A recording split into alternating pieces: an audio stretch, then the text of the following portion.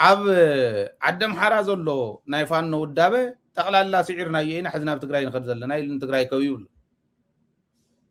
ኣብ ጎጃም ኣብ ደቡብ ጎንደር ኣብ ቋራ ኣብ ወሎ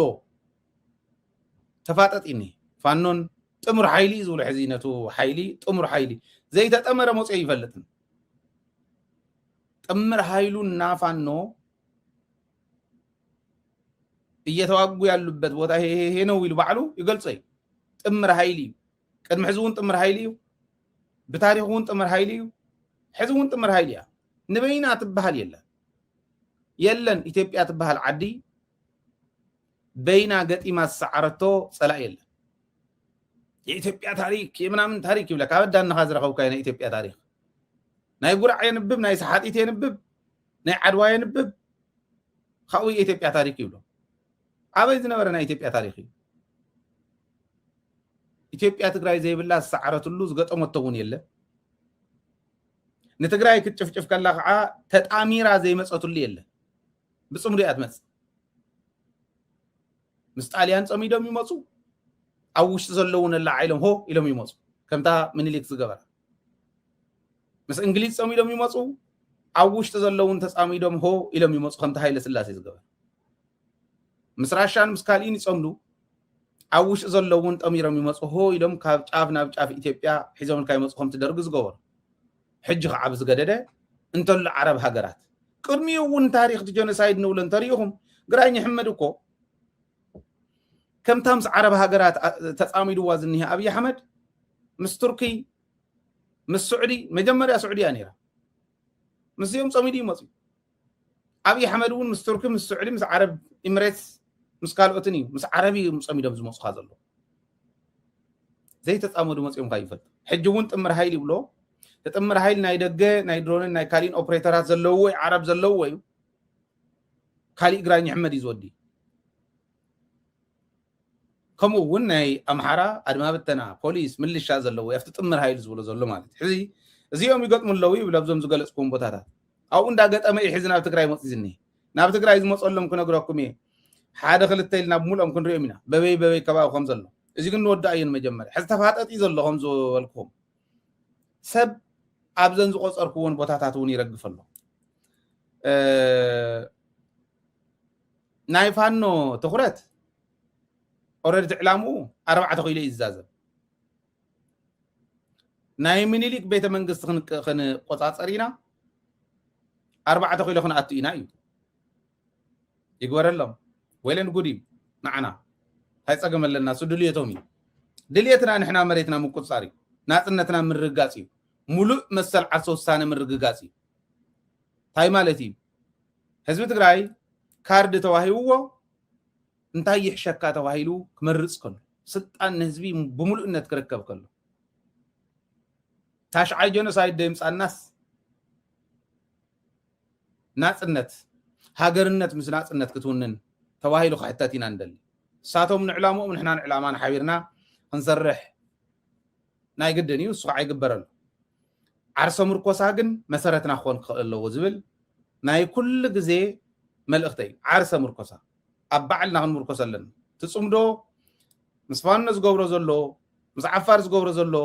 በቲ ምስ ኤርትራ ዝገብሮ ዘሎ ምስ ሱዳን ዝገብሮ ዘሎ ምስ ካልኦት ዝገብሮ መሪሕነትና يدقف ازين ندقف ነገር ግን ዓርሰ ምርኮሳ ሁሉ ግዜ ለይትን ቀትርን ክነረጋግጽ ዘለና ፍሪኩዌንሲ ሆነ ፎሎ አፕ ዘልዮ ኣብ ዓርሰ ምርኮሳ ዲና ተመርኩስና ዘለና ኣብ ባዕልና ዲና ዲፔንድ ገርና ዘለና ወይስ ካልኦት አሚንና ዝኣተና የሎ ይዝብል ክምርመር ክርእ ክረጋግጽ ይዘለዎ ዝብል እምነት ይዘለን ስለዚ يرغفلو حدا زول انا نتمرحنات ساندويتش مغباري كالي حيل زي بدم انت تخايلو قدم حداو زيو شومي ترفنا عبي تقارل يال ناي مودعتا سان شوعتن كبابي افت مودعتا سان شوعتن كباب زوصايو طعمي اب ناي حواحت تاريخ عبي استواصو زغبره تقارلاي مبزحتو غزي ندواول نو وقعنا سلناي مقال استخوقع كلهم تناي حزي يكونن هو احد يترفدو ሙሉእ ዕጥቂ ዘለዎም ዓርሶም ክኢሎም ኣቦቶኦም ዝቃለሱ ተቃለስቲ እንዳሃለው ኣፀጊዕና ሓዚልና ከይውቅዑና ካባናን ላዕሊ ንዕኦም እንዳሓለና እውን ትርጉም ዘለዎ ለውጢ ኣምፂና ኢና ህወሓት ፍሉጣት ተጋደልታ ናብ ኦነግ ሰዲዳ ንኦነግ ከሰልጥኑ ሰዲዳ ነይራ ቀደም ናይ 17 ዓመት ዕጥቃዊ ቃልሲ ዝብለኩ ንኦነግ ከሰልጥንዎ እሙናት ተጋደልታ ብስሩ ዓበይቲ ተጋደልቲ ዝበሃሉ ካፍቶም ዓበይቲ ዓንደታት ናይ ቃልሲ ዝበሃሉ ሰዲዳ ተሰልጥን ነይራ ህወሓት ቀላል ውድብ ኣይነበረት ሕዚ ኩታራ ዝላገፀላ ኮይና በዓል ሻይ ግርማይ ዝላገፀላ ኮይና ክትሕግዞ ዚያን ክንሕግዘካ ኢልካየስ በቃ ሰማይ ካብ ሰማያት ዝወረዱ መላእክቲ እዮም ዝመስሉ ሓንቲ ፍረ ነገር ዘይፈልጥ ከምዚ ኮይና ነውሪ እዩ ኣነ ግለሰባት ከልዕል እውን ኣይደለኹም ዞባ ሙሉእ ክንድግዛዕ ዝኾን 22 ወረዳ ዘለዎ ዞባ ብኣግባቡ ክመርሑን ዘይኽእሉ ሰባት መሃብ ናይ ውርደት እዩ በዝሒ ህዝብን በዝሒ ወረዳታትን ዘለዎ እዩ ምዕራብ ማእኸላይ ትግራይ ማለት እንዳረኣነ ኣነ ንሽሻይ ብሰለስተ ነገር መኪሮ እየ እቲ ሓደ ናይ ዓድዋ ጉዳይ ዓድዋ ሽሻይ ሓሚስዋ ከምኡ ዝኔው ልያው ፍሉጣት እዮም ናይ ብሓቂ ነቲ ውድቡ ዝቁርቆር ተዝኾን ሽሻይ ከምኡ መገበረ እቲ ካልኣይ በታዓንቶ ትካላት ክወድቅ ኣለዎን ዝብል ዝበልኩኹም መከረኛ ህዝቢ ኣሕሳእ ተሸኪምዎ ዘሎ ሙሉጌታ ሃይሉ ዝበሃል ድርዕቶ ከም ዝበለ ድርዕቶ ፖለቲከኛ ኢሎም ሒዞም ዝኸዱ ሽሻይ ንዕኡ መዝኖ እንተዘይክኢሉ ሽሻይ እዩ ባዕሉ ዝምዘን ዘሎ እዚ ሳልሳይ ኣብቲ ናይ ፅዕፅዕ መኸተ እዋን ናይ ሽሻይ ታሪክ ባዕለይ ኣቐሚጠ እዚ ኣቐሚጠ ማለት ብደንቢ ማለቶም ዝነበሩቶም ዝፈልጥዎ ነጊሮም እዚ ኣሲ ከመሓይሽ ኣይከኣለ ይቅርታ ተገይሩሉ እንዲ ኸይዱ እንደገና ተቐፅዑላ እንዲ ወሪዱላ እንዲ ካልኣይ ክስልጥን ሰልጢኑ ናብ ኣርምታት ክሕወስ ከይዱ እንዲ ኮሚሳር ክኾን ተቐፅዑላ እዩ ታ ህዝቢ በቲንካ ተቃላሳይ በቲንካ ምህዳብ እዚ ኣብ ተግባር ነቶም ዝኸድዑ እናርከበ ዋጋ ብምኽፋል ነቶም ፀረ ውድብ ፀረ ህዝቢ ዝኾኑ ልያቡ እናርከበ ከምዚኣ ንምግባር ክንሕግዘካ ኢልናዮ እውን እዩ ክሰርሕ ዘይከኣል ድሓር ንዓና ኢግኖር ገይሩ ብውሽጢ ፀረ ደደቢት መግለፂ ክወፅእ ተሪእልኩም ይትረፍ ደምናትኩም ዓቕሚ ብኻሊእ እውን ትምለስ ኣይኮነትን እዛ ሚድያ እዚኣ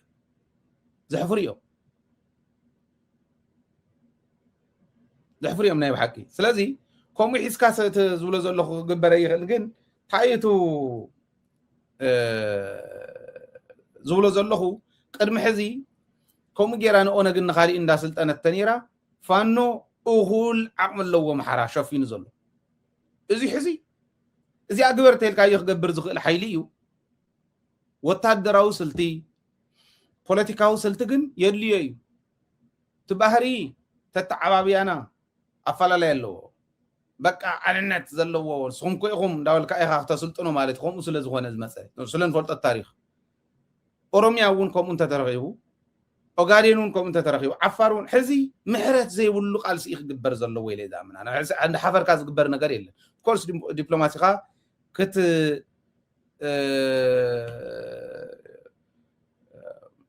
ብውሕልል መንገዲ ክትጥቀመሉ ክትክእል ኣለካ ክትሕልዎ ኣለካ ክወድቕ የብሉን ነገር ግን ነታ ቃልሲ ነታ ብረታዊት ቃልስና ንቅድሚት ክትወስድ ትኽእል ክተስንድር ትኽእል ንህዝቢ ትግራይ ሓራ ክተውፅእ ትኽእል መንገዲ ከይትቕልበስ ግን ክትገብሮ ዝግባእካ ክትገብር ኣለካ ክባር ዋጋ እዮም ከፊሎም I think ተዘስታውሶት ሽሙ ደስ መበለኒ ነይሩ ኣብዚዩ እንተሃሊኹም ተጋደልቲ ሓብሩን እስኪ ብጣዕሚ ፍሉጥ ተጋዳላይ ይኸይዱ ነይሩ ናብ ኦነግ ከስልጥን ኣሰልጢንዎም ከዓ እዩ ኦነግ እውን ኢምፓክት ሕዲሮም እዮም ድሕሪኡ ኣብቲ ናይ 17 ዓመት ዕጥቃዊ ቃልሲ እዚታት ብደንቢ ክርአ ክኽእል ኣለዎ ዝብል እምነት ኣለኒ ሕዚ ኣብዚ ዘሎ ዝኸባቢ እዚ ዘሎ ኣብ ናይ ኣምሓራ ዝኒሄ ውግኣት ከቢድዎም ውዳበታት ህፁፅ ሕክምና ናይ ውጋኣት ተጋደልቲ ክምስረት ኣለዎን ኢሎም ውዳበታት መስሪቶም ኣብ ሆስፒታላት ውዳበታት መስሪቶም ሓራስ ትምፃእ ካሊእ ትምፃእ ቅድሚያ ነቲ ተጋዳላይ ነቲ ዛዕነት ወታደር ሃብዎ ተሓኪሙ ከኣቱ ምእንታን ከኣቱ እኮ ምሕረት ክግበረሉ ኣይኮነን ወይ ቦ ገይሩ ተወቂዑ ተባሂሉ ክምለስ ኣይኮነን ከኣቱ ንዝኽእል ነቲ ከቢድ ኣይኮነን ብከቢድ ተወቃዕ ቀሲሉ ይተሓከም እዩ ተሞተ እውን ሞተ እዩ ነቶም ተመሊሶም ከኣቱ ዝኽእሉ ግን ህፁፅ ረድኤት ረኺቦም ተለይሎም ተመሊሶም ዝኣቱ ንዕኦም ክሕክም ዝኽእል ፍሉይ ውዳበ ክንውድብ ኢና ይብሉ ውግእ ዝምልከቱ ኣብ ከተማታት ሃራ ላሊበላ ወልድያ ቆቦ እዚዩ ኣዘዝቲ ናይ ሰራዊት ኢትዮጵያ መሐመድ ተሰማ ዘለዎ ካልኦት እንሱ ዝለኣኾም ዘለዎ ናኣከቡ ንዘይተርፍ ውግእ ተዳለዉ ስለዚ ናይ ህፁፅ ረድኤት ተዋሂብዎም ተለይሎም ክምለሱ ዝኽእሉ ቅድሚያ እንዳሃብኩም እንዳሓከምኩም ትእትው እዩ ንህዝቢ ሓሳብ ኣይኮነን ነቲ ከጥፍእዎ ዝደለይዎ ሓይሊ ራእኹም ኣበይ ከባቢኹም ዘለው እዩ ናብ ኩሉ ናይ መከላከያ ካምፕታት ክብተኑ ዝተተሓዙ ናይ መከላከያ ክዳን ዝተኸደኑ ግን ሰልጠነ ይሰልጠኑ ብዘየገድስ ኣብ ክልል ኣምሓራ ሕዚ እውን ኣድማ ብተና ምልሻ ፖሊስ ዝነበሩ ዕለት 25 ጀሚሩ ንነዘ ኣርማ 13 ካልኦት ኣርምታትናን ተኣምር ምስ ሰርሑ ካብዚ ንድሓር ምጓዓዚ እኒአ ሕዚ ኣድማ ብተና ይጓዓዝ ኣሎ ሰልጢኑ ዶ ይሰልጠነን ወታደራዊ ዲስፕሊን ዝበሃል ነገር የለን ፖሊስ ምልሻ ገለ ምልሻ ሕዚ ወታደራዊ ዲስፕሊን ኣይኮነን ዝስልጥ ከምኡ ኣይኮነን ስልጥ ግን እንታይ ሰልጠነ ምልሻ ፖሊስ ኣድማ ብተና ቀጥታ ናይ ሚሊተሪ ክዳን እናኸደንካ ይኸይድ ኣሎ ንኣብነት 12 ኦራል 4 ቅጥቅጥ 6 ኣይሱዙ 3 ተሰሓብትን ጠቕላላ 27 ዝኾና ተሽከርከርቲ ንምዕራብ ኣቴን ኣለዋ ናብ ዝተፈላለዩ ከባቢታት ከዓ ተበቲኖም ኣለዉ ናብ መከላከያ ተሓዊሶም ናብ ኣሃዲኦም ዝሕወሱ ሰይድካ በቃ እናሓወስካ እዩ እናወሰድካ እናሓወስካ እዩ ብቀበሌ ደረጃ ይሰልጥኑ ተባሂሉ ትእዛዝ ተዋሂቦም ከዓ ዝተፈላለዩ ቀበሌታት ይስልጥኑ ኣለዉ እንታይ እዮም ዝስልጥኑ ምፍታሕ ምግጣም ምትኳስ ኣኸለ ኢትዮጵያው እዚኣ እኒአ እዚ ሒዛ ሕዚ ኢትዮጵያን ሉዓላዊነቷን ለማስከበር ሙሉእ አቅም ነው ያለን ስጋት የለን በቃ ዘሎ እዚኣ ሒዚ ምፍታሕ ምግጣም ምትኳስ ዝኽእል ናይ ቀበሌ ሰልጠነ ሒዙ ማለት እዩ ቀደም ኣቦይ ክነግረኒ ማለት እዩ ኣብዚ ናይ ደርጊ ዝግበር ዝነበረ ተጋደልቲ ንደርጊ ይድምስሱ እሞ ኣብታ ኣነ ተወለድ ኩላ ከባቢ ንኣብነት ይድምስሱ እሞ ምስ ደምሰስዎ ተረፍ መረፈኡ ዘሎ ደርጊ ዝኣሪ ናይ ሓደ ሰሙን ናይ 2 ሰሙን ስልጠና ስልጢኖም ነቲ ከባቢ ዘሎ ሽማግለ ገባር ወያና ኢሎም የውይንዎ የስልጥንዎ ፖለቲካዊ ስልጠና ምትኳስ ምፍታሕ ምግጣም የስልጥንዎ ድሓር እቲ ስልጠና ግን ናይ ሰሙን ስልጠና ሰልጢኑ ታብረት ሒሳብ ሞ ግዜ እንዳረኣየ ምን እዩ ዘስልጥኖ ይመስለኩም ዕሪ ዘስልጥኖ ክርቢት ከራቢት ከዓ የስልጥንዎም ማለት ተስልጠና ትምፍታሕ ምግጣም ዝተረፈ ደርግ ከይህሉ ዓዲ ከየበሳብስ ዓዲ መቃ ሓራ ዘውፅዎ ምሕላው ማለት ሓራ ዘውፅዎ ባይቶ እንዳመስረቱ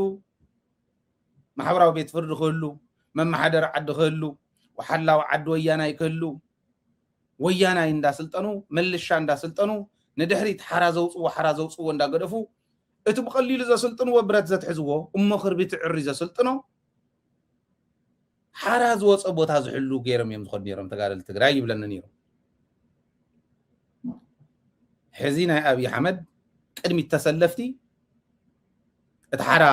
መሬት ሓላዊ ህፃን ቆልዓ ሰበይቲ ፀገም ከይወፅሖ ስጋኣት ከይህልዎ ዝተረፈ ተረፍ መረፍ ደርጊ ፍቲን ተሓብእ ከይህሉ ነዚኣታቶም ዝኣራሪ بقليل السلطن موقع سون سلطنة وندخ عبته زخد بخرابيت زي حزني أبي حمد جنبار تسلافي قدمي تسلافي ولا دم قدمي زوم صمون كسكس مش كم زعوي يومكم تقول لك زي نقراكم كم زبلة أرجعهم زيو كم زين داول زخديو كسكس تشكيمهم زخديهم شغمي يتخسكس نعه يوم حزموت يخون زوجل حدنتنا سلزي ست أمن تزي كوينو تجارو بسلالو تناخن سعره من نخل سواتيهم حدنا التجارو زي ستم قلنا يمرحنا حماقي كل ذي امنوني ناي مرحنا حماقي باندا زي يفطر العد اندحر غير كايا باندا يفطر حزب مرحي يمثل سق زبل እንደኮይን ትመራሒ ስቅ ዝብል ህዝቢ እዩ ዘሎ ሆ ዝብል እንደኮይንኩም ጌታቸው ሆ ዝብል ይዝፍጠር ሪኦም ይኹም ከደድሕር ጌታቸው እኮ ዝኸዱ ዋላ ብዙሓት ይኹኑ ተጸንሕ ከፍር ነይሩ ብዙሓት ብመኪና እናተጻዕነ ከካብ ከባቢ ጌታቸው ናብ ዝኸዱ እንዳኸደ አዴታቱ ጽርፍ ብዕሉጉ ኮፍሪና ነርና ባዕለ ጌታት እስካብ አንቀሮም ዝኽፈቱ ክዛረቡ ከሎ እስካብ አንቀሮም ዝኽፈቱ بعلوقات أديتاتهم صفعوا إيدهم هات إتكالي عليك أدخت وقع خلا قال أنا السيتس إتكالي عليك أخت وقع خلا حسب إذا يوم كفتيرنا جيتها تشوز لزنبري أول دور ردخه سق أما إذا أتوتين شو أنت هزو كلا تلعن سق أبدأ براسين كسق سق بليح امينو زمن تمهيرو زمهر فليتو زفلت مرحنت لغه عاونا يملس زمن تملس كله بوليتيكኛ ኮይኑ በቃ كله زدامصيو كله ززاربي ማለት መራሒ ይመስል ሰብ ስለዚህ ተሕመቅና ባንዳ ዝፍጠረላ ዓዲ ክንርኢ ምኽኣልና ናይ መራሕቲ ጉዳይ እዩ ዝብላነ كم يقول كلهم ما راح تقيش يزولهم منهم كنا قبل أي نخل تحقق نصوص لزخانة زي ما قالنا ناي قدني مالتي هلو كنا تحت حفشة وكن ريق خلنا سراوي تبتت أنقل سراوي تقرأ بتت أنقل سراوي أجو أبتت أنقل سراوي كمانت أبتت أنقل سراوي عفار أبتت أنقل سراوي محرا يواجه يزول برقد سراوي تقرأي ونواجع لهم تو قدم لنا ولا زنورنا سراوي تأجون يواجع قني يو كم تو قدامين حلو فزنورنا حزون عبد فعينه نعم نتب واجهم راخبابي أبناي عقب جو خباب زلوا هن مصينا زي كم يزل عفارون أبتتن كعينه حزين بأنفت عفار بزوبل جيرونا جوباغلا زبال جوباغلا شرشر بشرشر أنفت اسكا عزيز الله بملو تزرق حيو رينا كومينات سؤلو وانتي ترفت سلاي اسكا عاو تزرق حلو بقبوون كاو قبو اسكا عواقهم را خبابي اسكا بسعقب جو خبابي تزرق حيو كله بقى تقراي نخاتو تقراي نخبر الاعترالوي ساندويتش الجبر زولنا يونزي بدحريت فانو يزل بقدميتو اقولو كمانتلو سراوي تقراي له سراوي تعفر له ساندويتش مقباري كالنا الصلاة عزيز بل امنة لني الساندويتش زقبر بالعلم بتحتن كن ريال نخلي نعبنت بأنفت كالوان انترينا نعم عرفت قراي كيدمو بأنفت كالوان كاب علت عسان 4 جميرو درو تخوينات كفتلو كاو جميرو كاو قرنيا سكاب مكانا يزد ناب دفاع عند أتوه 5 حزون تواريرو مسكده خالي دفاع خوعي تقعا أو يزلو بسقط أون كم زولكم سكع عشنا جنبار كرم حزي لالي بلا زنبر 10 3 زبال إزين سقط أودي دمولو كاب كواب جندر كاب زركب إز 10 زبال كعا تقني سناب عشنا خبابي عم سيملو كمي عقرقري بلو خمزلو رأيو تعدي إقونوميات عنو خمزلا عريهم حاسيبكم انت خيركم مو ساندويتش غير كاخطف سراويت ممس مئتوي موسي كتسؤن وتقول سراويت زول امنة لنجن وتهدراو ساينس طبابن سنق تغارا لاينا كمي غيرهم زحاسو يزوسنو تانا زولو زلخو رغصت مسلني ن وتهدراو انقساس نايليمان كتولو يخم ግን ናይሌማን ጉዕዞ ይጓዓዝ ስለ ዘሎ ግልጽይቱ ዝብሎ ዘለኹ ኒለ ዛም صلاحبو يقعد سلا زلو بعفار مسمركم تقدم الى زولكو دبوبن سمين مراقن زبحالو ازتات تا سمين مراقنا يسفاچو كوليا زياتهم ازتات حاده امرت فطيروم نابز غنبار زيو كسفرو ارترانا يقدن تزيت اتيا حزن تزيت اتيا غزي خمزه يركبلو غمغامم ارترا تግራይ ሒዛን ሒዝق عتقلبيطم ويانا ناي شعبيا الا اخنير يلو ارترا نويانا امين انت زي كوينا ارترا بادو ايايب ኤርትራ ባዶ እያ ኤርትራ ሽማግለታት እዮም ዘለዋ ኤርትራ ዓቕሚ የብላን ኦልድ ፋሽን ኣፅዋሪ ሒዛ ዘላ ገለ እሞንዶ ኺዱ እንደዳ ሙጣዓምዋ ብኣውን ተተልዕሉማ ጽቡቕ ነይሩ መጣዓምኩምሞ ዝኹሉ ጃህራ ትርጉም ዘለዎ መልሲ እውን መኾነ ነይሩ ነቲ ህዝቢ ብዝኾነ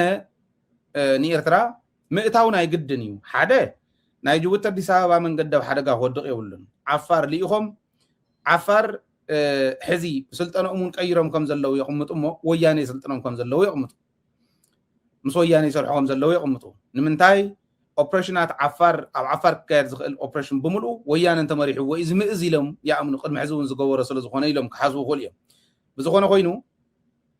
ንኤርትራ ክእቶ ክኽእል ኣለዎ መንገዲ ጅቡትን ኣዲስ ኣበባን ከይዕፆ ኣብ ሓደጋ ከይወድቕ ዓፋር እውን ኣብ ሓደጋ ከይወድቕ ስለዚ ኤርትራ ብዝኾነ ይኹን ዋጋ ክእቶ ኣለዎ ይብሉ ሂማን ዌቭ ክጥቀሙ ከም ዝኽእሉ እውን የቕምጡ ሂማን ዌቭ ናይ ሰብ ማዕበል ክጥቀሙ ከም ዝኽእሉ እውን የቕምጡ ቦታ ሒዞም ከም ዘለዉ እውን የቕምጡ ዓፋር ካብ ዓፋር እስካዕ ሰሜን ወሎ ዘሎ ዕርዩ ጽኑዕ ዝኾነ ድልድል ዝኾነ ድፋዕ ክኾን ከም ዘለዎ የቕምጡ እዚዩ ንኤርትራ ሰይሩ ንዝኣቱ ድጋፍ እንዳሃበ ዝኸይድ ሓይሊ እውን ኣብኡ ከም ዘቕምጡ ይዛረቡ ናይ ምፍትታሽ ሙኮራ እውን ምስ ኤርትራ ክንገብረሉ ንኽእለሉ ግዜ ዝበፅሐ ይመስለና ይብሉ እዚ ባዕሎም ዝበልዎ የዛረብ ዘለዉ ናይ ምፍትታሽ እንታይ ማለት እዩ ኤርትራ ስቂሎም እዮም የብሎምን ኣረግተት እዮም ከምዚኦም ዝብልዎም ዘለዉ እምበር ክፍተሹ ከም ዘለዎም ዝሓዝዎ ዘይብሎም ስኢሉ ናይ ፕሮፓጋንዳ ዘረባ ከም ምዃኑ እውን የቕምጡ ኤርትራውያን ኣረግተት ድዮም ኣይኮኑን በዓልኩም ሪኢኹሞም ኢኹም ብኣካል ሪኢኹሞም ኢኹም ብኣካል ንሶም እንተዘይህልው ነይሮም እንታይ ምኾንና ነርና ኢልኩም ዝተዛረብኩሞም እውን ኣይደረቐን ተቓልኩም ኣይሎ ብኣየር ይኒ ብርግፅ ወያነ ትግራዋይ በሊሕ እዩ ትግራዋይ ተዋጋኢ እንተኢልና ኤርትራዊ ኣይዋጋእን ክንብል ይንኽእል ሓደ ዓይነት እዩ ህዝቢ ካልእ ተኣምር የብሉን ተፈለየ ነገር የብሉን ብተግባር ከዓ ኣረጋጊፁ እዩ ኦልሬዲ ሕዚ ከዓ መሞክርዎ ተፈታተሹ እሞ ክንሪኦ ክንብሎም ንኽእል ኢና ብዝኾነ ኮይኑ ግን ክልቲአን ናይ ደቡብን ሰሜን ምብራቕን ዝበሃላ እዝታት ናብዙ ኣብ ቅድሚት ተሰለፍቲ ክኾና ኣብ ድሕሪት ግን ካብ ወሎ እስካብ ዓፋር ዘሎ ጠቕላላ ዝሽፍኑ ሰፊሕ ቁፅሪ ዘለዎ ሰራዊት ከም ዝመፅን ሂማን ዌቭ ቴክኒክ ከም ዝጥቀሙን የቕምጡ ማለት እዩ ኣደ ሃገር ናይ ኣሲሜትሪክ መተድ ተጠቒሞም ብውሕድ ኢኮኖሚያዊ ዕንወት ብውሕድ መስዋዕቲ ብኣሲሜትሪክ መተድ ኩናት ይስዑ ኢራን ትገብሮ ዘላ ምርኣይ ይከኣል እዩ ኢትዮጵያ ዘለኒ ሰብ ዋላ ይወዳእ ስቂለ ክእትዎ እየ ናብ ትግራይ ስቂለ ክእትዎ እየ ናብ ኤርትራ ኢላ ብሂማን ዌቭ ሰብ ኣወዲኣ ዝድላዮ ክሰርሕ ሰብ ወዲኡ ድላዮ ክሰርሕ ዝደሊ ኣመሓዳር ዘለዎ ዓዲ እያ ማለት ኢትዮጵያ እና እዚኦም ዝመስሉ ኤኒዌይ ፀላእትና ትግራዋይ ከጥፍኡ ትግራይ ዘይብላ ዓለም ክትህሉ ክገብሩ ለይትን ቀትርን ክፅዕሩ እዮም ብሂወት እስካዕ ዘለዉ ንዓና ከጥፍኡ ዝፅዕሩ ፀላእቲ ንሶም እስካዕ ዝጠፍኡ ሓድነትና ፅኒዕና ክንቃለስ ናይ ግድን ይኸውን ማለት እዩ ንሕና እንተይጠፋእና ዘይድቁስ እስካዕ ዝኾኑ ንሶም እንተይጠፍኡ ዘይንድቅስ ኮይንና ክንቃለሶም ናይ ግድን ይኸውን ማለት እዩ እዚ ዝገብር ዘሎ ተጋዳላይ ትግራይ እዚ ዝገብር ዘሎ መንእሰይ ትግራይ ኣሚኑሉ እዚ ኩነታት እዚ ብደንቢ ተረዲእዎ ዝቃለስ ዘሎ ኩሉ ንሕና እውን ሓዊሱ ለይትን ቀትርን ንፅዕር ዋላ እንዳተበደለ ዝፅዕር ኩሉ ዓዱ መንነቱ ሪሙን ተኽቢሩ እቲ ካሊእ ፅባሕን ጎ ዝብፅሓሉ ምዃኑ ስለ ዝፈልጥ እንተኽኢሉ ጎና ጎኒ ክቃለሶ እንተዘይክኢሉ ይሕደረለ ኢሉ ዘቕምጦ እውን ክህሉ ከም ዝኽእል ምንም ጥርጥር የብሉን ሰራዊትና ብየማነ ፀጋም ዘሎ ኩሉ ደጀን ኮይንናዮ መስዋዕቱ ብዝቕንስ ሓድነትና ፅኒዕና ሸላኹ ከይፍጠር ተኸላኺልናሉ ዓወትና ኣብ ሓፂር እዋን ዛዘም ክንገብር እንተኽኢልና እታ ትግራይን ህዝቢ ትግራይን ክወፅሑላ እንደልያ ፀፍሒ ቀረባ እያ ባዕልና ናይ ባዕልና ማሕለኻ ኮይንና እንተኸይድና ግን ዓወትና ከምናዋሕ እዩ ምስ ዓርና ምዕዋትና ግን ዘይተርፍ እዩ ማለት እዩ ዓወትና ናይ ግድን እዩ ዓወትና ናይ ግድን ምዃኑ ኣብተን ትሪእዎን ዘለኹም መድረኻት እውን ይምስከረሉ እዩ ዝብል እምነት እዩ ዘለኒ ሰራዊትና ንኮርዓሉ ዓይኒ ብሌና ኢልና ንኣምኖ